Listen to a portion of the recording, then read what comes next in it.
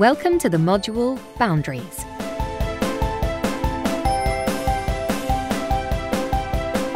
Forget everything you think you know about boundaries.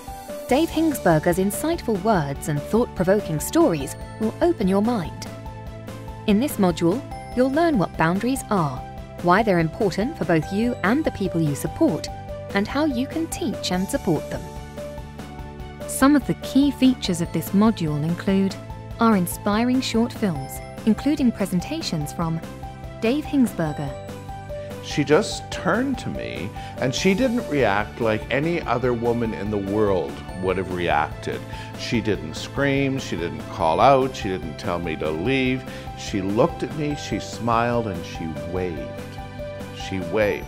And I sort of apologized, and I turned and left and closed the door, and I went to the table and I spoke to the staff, and I told them that there was a woman with a disability on the toilet, stark naked, and the door was unlocked, you know, and I'd walked in and I'd seen her, and they actually said, well, she doesn't mind.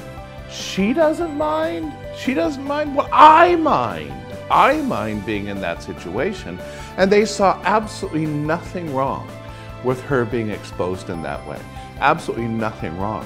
And I think over the course of time, a number of people get very, very loose with the boundaries for people with intellectual disabilities.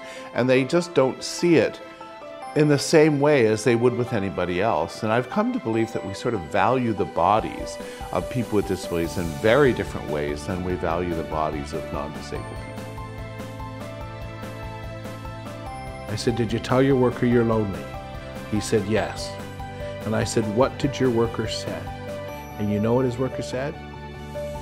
That's okay, I'm your friend. And I was like just filled with rage. How dare you? Somebody announces their loneliness. Somebody announces that they don't have the skills to survive in the life that they've got, and you say you're their friend, and you feel really good about going home to your friends and your family and spending time with your social circle and leaving him alone in an apartment with no skills, and that's okay because you're his friend. And you know, they would go to a conference and present about, we got this guy and he's got a real job and he lives in an apartment, yay, applaud all the work the Human Services did, and he's damn lonely. And you know the tragedy is, he would probably be less lonely in an institution.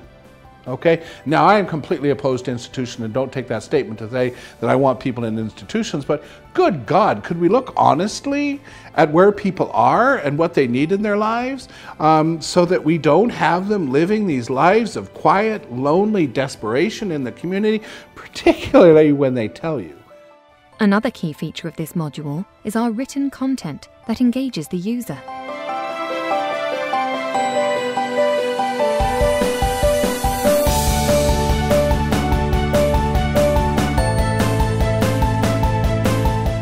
Contact us for more information, for a free demonstration or trial, or to sign up.